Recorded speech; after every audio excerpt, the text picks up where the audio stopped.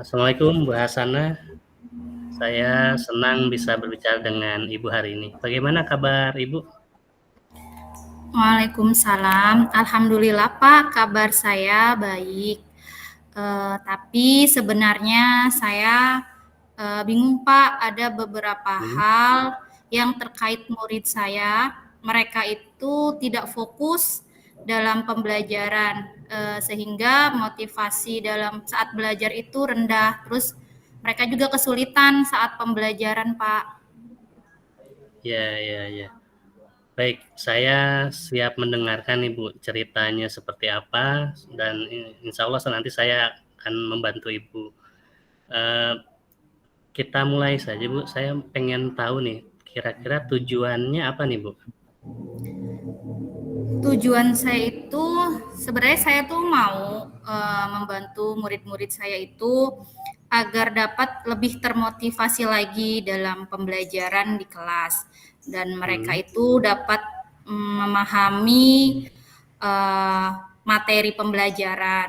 Saya ingin mereka tuh berkembang dan mendapatkan pengalaman ya, langsung dalam belajar gitu, Pak. ya, tujuan yang bagus Bu Hasanah. Eh, Sekarang saya ingin mencoba mengidentifikasi nih Bu, bagaimana Ibu melihat situasi saat ini? Saya melihat situasi saat ini, jadi murid-murid saya yang kurang berminat itu memang dikarenakan mereka itu belum lancar Pak membacanya dan Hmm, jadi tuh kalau menyelesaikan tugas yang diberikan guru itu akhirnya mereka tuh milih ke nyontek ke temannya gitu kan dan ya, kadang-kadang mengisi asal-asalan. Nah, yang ngisi asal-asalan itu kadang tulisannya tuh nggak kebaca itu tulisannya maknanya apa gitu kan. ya, Padahal tuh kalau misalnya dilakukan secara verbal, mereka tuh bisa menjawab Pak. ya, Tidak hanya ya, itu, mereka juga kalau misal nggak selesai, akhirnya kan dibuatkan PR karena memang waktunya sudah jam pulang, dan ternyata dijadikan PR juga mereka nggak mengerjakan, Bapak. sama Padahal aja kan, ya.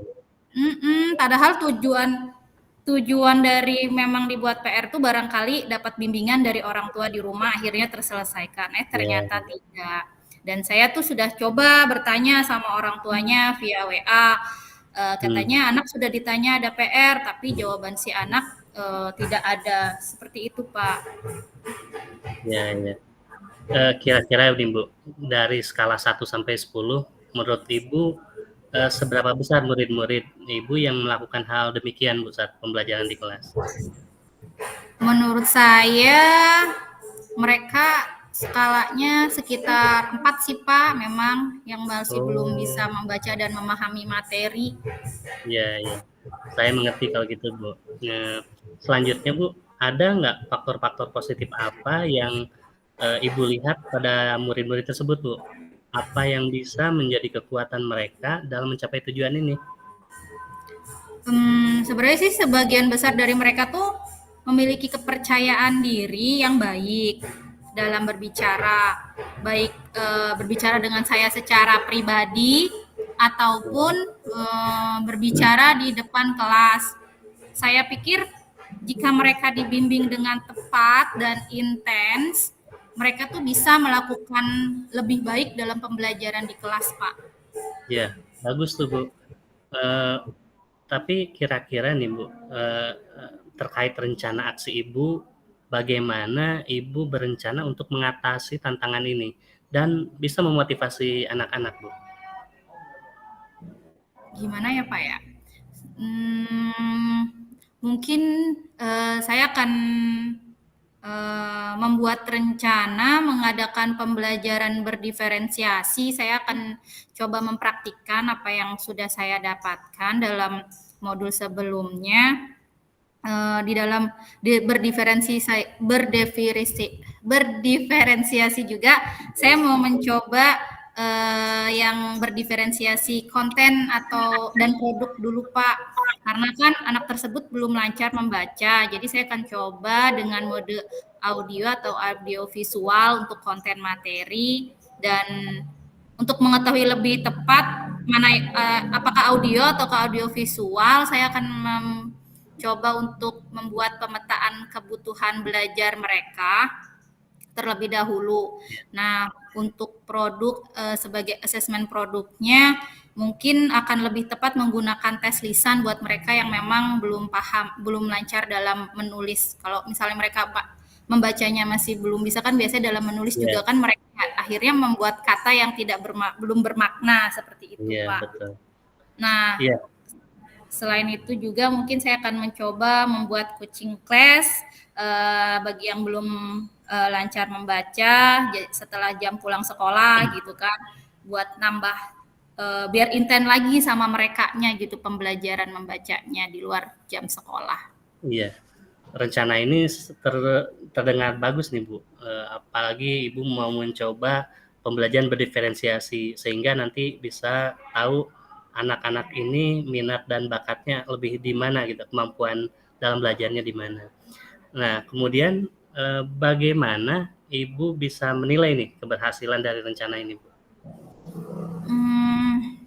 Saya akan melihat pada nanti proses pembelajaran, apakah mereka fokus atau mengikuti pembelajaran dengan antusias melalui lembar observasi.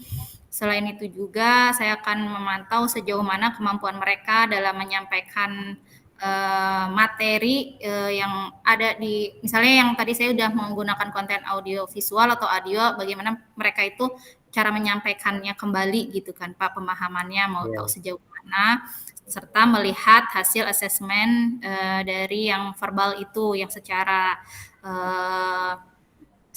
tertulis. Nah, selain itu saya akan coba Pak meminta bantuan, jadi kayak buat kelompok teman sejawat gitu kan, teman sejawat guru untuk mengobservasi saya dalam pembelajaran, apakah jadi kan kalau ada orang lain yang mengobservasi kan kita bisa tahu mana kekurangan dan mana yang sudah baik dalam pembelajaran gitu kan. Barangkali kalau mengobservasi diri sendiri kan ada yang terlewat seperti itu, Pak. Iya, baik. Terakhir nih Bu, bagaimana Ibu akan memastikan bahwa mereka itu benar-benar terlibat Bu dan berkomitmen pada rencana ini? Saya akan meminta mereka untuk membuat komitmen tertulis ataupun komitmen misalnya mereka gitu kan, biar kalau misalnya mereka lupa, mereka bisa balik lagi gitu kan. Ini komitmen yang kita sudah buat gitu kan. Nah, selain itu juga mungkin membuat kesepakatan kelas di awal pembelajaran gitu kan. Jadi supaya lebih berpihak sama mereka gitu kan. Dan selanjutnya saya akan memberikan umpan balik yang positif. Jadi saya akan mencoba untuk menghindari kata-kata negatif ketika memberi umpan balik kepada anak-anak gitu kan. Ditambah lagi mungkin ya itu Pak yang memberikan jam tambahan buat mereka yang belum bisa baca gitu kan di luar jam sekolah. Jadi supaya perkembangan mereka dalam memahami materi bacaan itu bisa lebih cepat dan bisa ikut pembelajaran langsung apa yang lebih lagi untuk mereka di kelasnya nantinya. Iya, itu strategi yang bagus Bu Hasanah. Setelah sesi ini selesai, tolong bisa dipastikan bahwa Ibu nanti melakukan tindak lanjut ya Bu ya, untuk melihat perkembangan mereka. Jika memang nanti ada kendala atau perkembangan positif, jangan ragu berbicara dengan saya lagi ya Bu ya. Iya Pak, terima kasih atas bimbingannya ya Pak. Insya Allah saya akan segera melaksanakan rencana yang sudah saya buat. Terima kasih atas waktunya Pak Ya, Cucu. sama-sama Bu Hasanah, semoga usaha Ibu membuahkan hasil yang positif, dan jika ada hal lain yang perlu dibicarakan, jangan ragu untuk menghubungi saya lagi. Selamat bekerja dan terima kasih telah berbagi Bu. Iya Pak, sama-sama Pak Cucu. Refleksi diri saya nih Bu, saya sebagai coach, apa yang sudah berjalan dengan baik selama percakapan. Kalau menurut saya secara pribadi, saya sudah menyampaikan melakukan coaching itu sesuai dengan tahapan-tahapan Tirta, walaupun memang tidak disebutkan itu ada disebutkan tahapan Tirta, tidak ada tahap tujuan umum, tahap tanggung jawab dan lain sebagainya gitu. Tapi itu sebenarnya sudah muncul. Kemudian apa yang perlu diperbaiki paling mungkin harusnya ketika tahap coaching ini dilakukan, saya tidak memberikan saran dan sebagainya. Justru saya harus sifatnya bertanya. Tapi tadi saya melakukan terpancing untuk memberikan saran atau mengiyakan dan lain sebagainya. Mungkin itu sih yang harus saya perbaiki, Bu, dalam mengcoaching teman dan lain sebagainya. Kemudian apa yang saya lakukan untuk tetap dalam kondisi present? Mungkin sebelum sesi coaching seharusnya saya bisa ibaratnya memfokuskan kegiatan dan tidak ada agenda-agenda lain. Nah, seperti tadi ternyata saya masih belum bisa fokus di situ, Bu, karena saya harus membagi waktu. Kemudian apa yang akan saya lakukan untuk memperbaiki atau meningkatkannya? Tentu tadi saya harus lebih memahami lagi konsep tirta, kemudian saya juga harus present hadir sepenuhnya gitu, sehingga ketika ada teman yang diajak coaching itu mereka merasa betul-betul nyaman dan tidak ada gangguan dari yang lain. Mungkin itu, Bu. Nah, saya meminta umpan balik dari Ibu selaku coach Bu terhadap saya. Gimana, Bu? Oke, setelah saya di coach,